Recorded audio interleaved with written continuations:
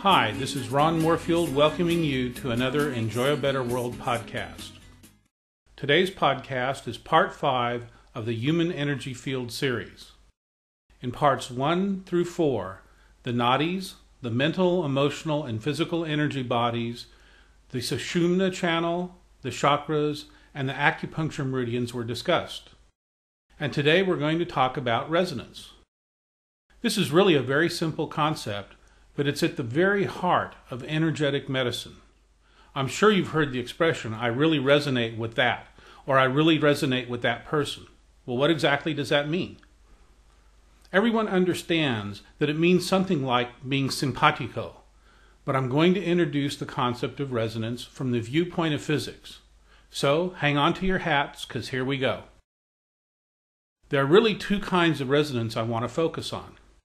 The first is harmonic resonance, and I'm sure that most people have seen it demonstrated in school.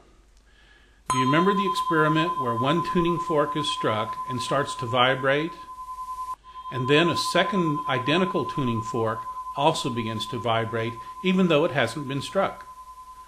Well, that's an example of harmonic resonance. The basic idea is that one thing that's in a state of vibration can have an effect on another thing that is somehow in tune with those vibrations. The effect doesn't always have to be positive. I'm sure you're also familiar with the idea of a singer shattering a wine glass with her voice. The second type of resonance I'll call wave resonance. In this type of resonance, there are two things that are vibrating. The first one is vibrating at a certain frequency and phase. Now, if the second thing vibrates at the same frequency and phase, then the resulting vibration from both will be stronger, as shown in the diagram. On the other hand, if the second vibration is out of phase with the first, then the resulting vibration will be weaker, and that can be called dissonance. So the basic idea is that when two objects are in a state of vibration, the resulting vibration from both depends on the degree to which they're in phase or the degree to which they're in resonance or dissonance.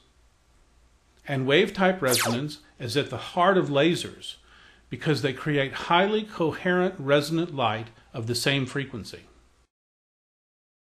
We can sum this up with two basic principles.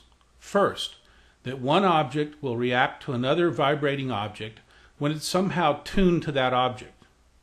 For the moment, don't worry about what tuned actually means, but think of it in terms of the two tuning forks or tuning into a radio station. Second, when two vibrating objects are in the presence of each other, their vibrations will interact to produce a resulting vibration that is either stronger or weaker, depending on the extent to which the two vibrating objects are in resonance or dissonance.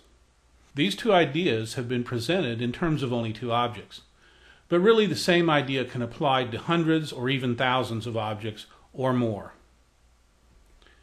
Now let's relate this to the human energy field by returning to the basic building block of the universe, Qi. As you know, Qi is in a state of vibration. Well, actually there are millions and millions of vibrations, not just one. The physical, emotional, and mental energy bodies are in a state of vibration themselves, and so are the chakras and the meridians. These vibrations within the body interact resonantly and dissonantly. And we interact with other people and other things in the environment, both resonantly and dissonantly, because everything, and I do mean everything, has vibratory information.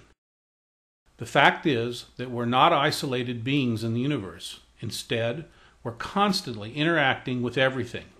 And we know that both from the ancient teachings about Qi and from the most modern teachings of physics.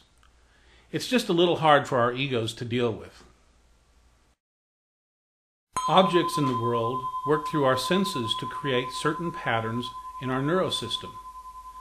In a sense, we can think of these objects like tuning forks that set off certain neurological tuning forks in our brains. That's really the act of perception and recognition. And that recognition sets off certain energies in our body, A basketball may give rise to enjoyment. The amazing thing is that when we just think of that same object, we set up the same resonance in our brain, and we send the vibration out to the rest of our bodies and to the whole world. This is a huge leap in thinking because it takes us from the Newtonian marbles of concrete, discrete objects to the world of people, animals, plants, things, emotions, and even ideas all interacting with each other at vibrational levels.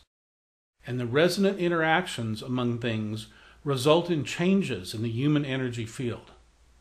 Some have an overall strengthening or positive effect, and others have a weakening or negative effect. And that's the essence of energetic medicine. You can find the rest of the video podcasts on the human energy field at www.enjoyabetterworld.com. That's it for now. More on energetic medicine coming up in future podcasts. Αν σε ρωτήσω το γιατί γυρνάς την πλάτη σου,